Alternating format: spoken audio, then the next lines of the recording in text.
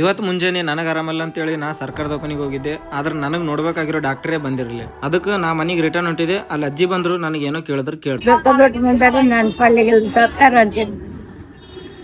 ತೋರ್ಸಿನ ತಗೋಯ್ ಚಿಟ್ಟಿ ತರ್ತಾನ. ಚಿಟ್ಟಿ ತಂದ್ರೆ ತೋರಿಸ್ತೀನಿ. ಯಾರು ತಿಂಬಲ್ಲ ಯಾರು.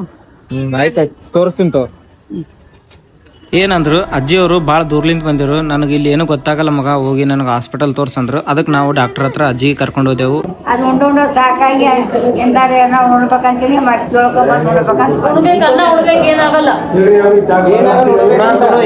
ಮೇಡಮ್ ಅವರು ಮೊದ್ಲು ಹೋಗಿ BP ಚೆಕ್ ಮಾಡಿಸ್ಕೊಂಡ್ ಬರ್ರಿ, ಹಾಗೆ ಒಂದು ಇಂಜೆಕ್ಷನ್ ಬರಿತೀನಿ, ಇಂಜೆಕ್ಷನ್ ಮಾಡಿಸ್ಕೊಂಡ್ ಬರ್ರಿ, ಆಮೇಲೆ ಟ್ಯಾಬ್ಲೆಟ್ ಬರಿತೀನಿ ಅಂತ ಹೇಳಿದ್ರು. ನಾವೆಲ್ಲ ಮುಗಿಸ್ಕೊಂಡು ಮತ್ತೆ ರಿಟರ್ನ್ ಮೇಡಮ್ ಹತ್ರ ಬಂದ್ರು. ಮೇಡಮ್ ಟ್ಯಾಬ್ಲೆಟ್ ಬರ್ಕೊಟ್ಟಿರು. ಅಲ್ಲಿರೋ ಮೆಡಿಕಲ್ ಸ್ಟೋರಿಗೆ ಹೋಗಿ ನಾವು ಎಲ್ಲಾ ಟ್ಯಾಬ್ಲೆಟ್ ತಗೊಂಡೆವು. ಬಟ್ ಒಂದ್ ಟ್ಯಾಬ್ಲೆಟ್ ಸಿಗಲಿಲ್ಲ. ಅದು ಔಟ್ ಸೈಡ್ ಹೋಗಿ ತಗೋರಿ ಅಂತಂತೇಳಿ ಮೇಡಮ್ ಹೇಳಿದ್ರು. ಅಜ್ಜಿಗೆ ನಾವು ಅಲ್ಲೇ ನಿಂದ್ರಲಕ್ ಕೇಳಿ ನಾವು ಹೊರಗಡೆ ಮೆಡಿಕಲ್ ಹೋಗಿ ಟ್ಯಾಬ್ಲೆಟ್ ತಗೊಂಡ್ ಬಂದಿವಿ.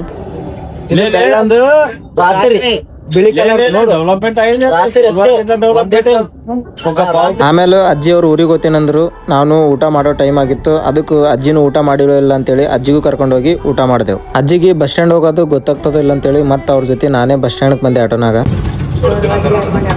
ಏನಿಲ್ತೋ ಈಗ ಊರಿಗೆ ಹೋಗ್ತೇನಲ್ಲ ಆಯ್ತು. ಬಸ್ ಸ್ಟ್ಯಾಂಡ್ ಬಂದ್ರೂಪೇನೆ ಅಜ್ಜಿ ಊರಿಂದ ಬಸ್ ಬಂದಿತ್ತು. ಆ ಅಜ್ಜಿಗೆ ಬಸ್ಸಿನಾಗ ಏರಿಸಿ ಅವ್ರ ಊರಿಗೆ ಕಳಿಸಿನಿ. ತಾಯಿ ಅನ್ನೋ ಜೀವ ಬಹಳ ಅಮೂಲ್ಯವಾದದಿರ್ತದ. ಪ್ರತಿಯೊಬ್ಬರು ತಾಯಿಗೆ ಕೊನೆ ಗಂಟ ಚೆನ್ನಾಗಿ ನೋಡ್ಕೊಳ್ರಿ.